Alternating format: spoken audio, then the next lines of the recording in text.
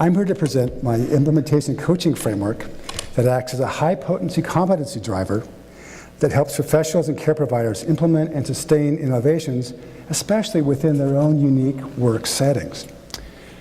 This framework of mine has evolved over 25 years of experience as a practitioner and a researcher. I've been on both ends of the giving and receiving.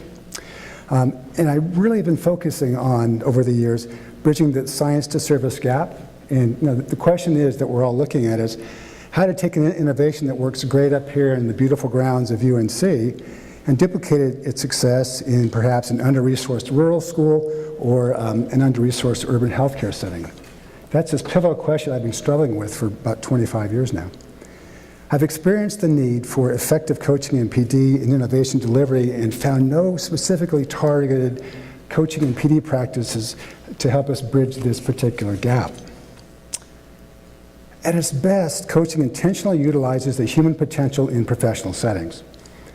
Unfortunately, though, traditional coaching and consultation don't necessarily accomplish this goal. They focus on downloading reified content into the brains of understandably suspicious professionals. The need to honor and utilize the competence and expertise of professionals was highlighted during feedback I received in a focus group for an IES-funded innovation I was developing to support collaboration between ESL and classroom teachers.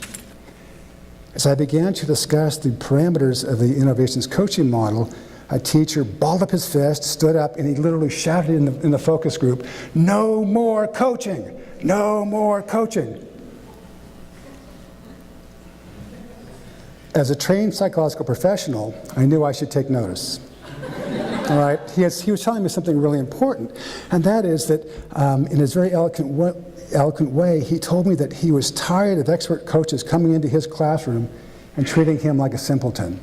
I got it loud and clear. You are a professional, and it turns out you know more about your kids in this setting than I do. So over the years, I have developed this coaching framework.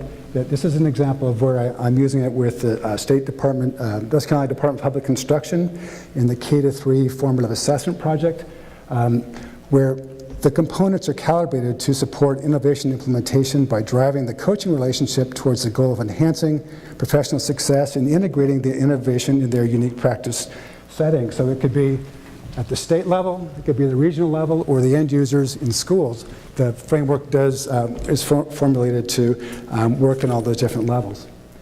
One of the things we found with teachers now who are used to using summative assessment that kind of beats them up is as they change to this more formative approach, they're kind of confused. It's like the role change is confusing, it's disorienting, and so our job is to have the implementation plans consider the huge amount of change, the psychological turmoil, the professional change that has to happen to help them meet the goals. So implementation coaching helps people reach new heights by focusing on these basic core components, what we call our working alliance.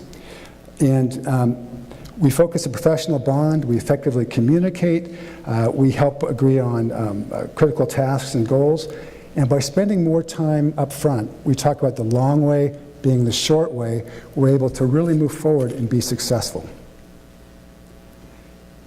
We really do live in interesting times. With the right support and collaboration, these times and their challenges can be rewarding professionally, and our effective use of innovations can have great payouts for our clients. I've developed the framework to use with innovation implementation in all manner of constituencies. I'm especially interested in its application in educational, health, business, and tech settings. I've even got a proposal out with the Department of Defense to support the scale-up of an Army Resiliency Directorate, where they're realizing, turns out, continuous war causes really profound issues for our professional soldiers and their families. They have a great product that worked wonderfully with 8th grade students, but you know what? They're having problems scaling it up and training the staff sergeants to do it. I hope to work with some of you in the future. Thank you.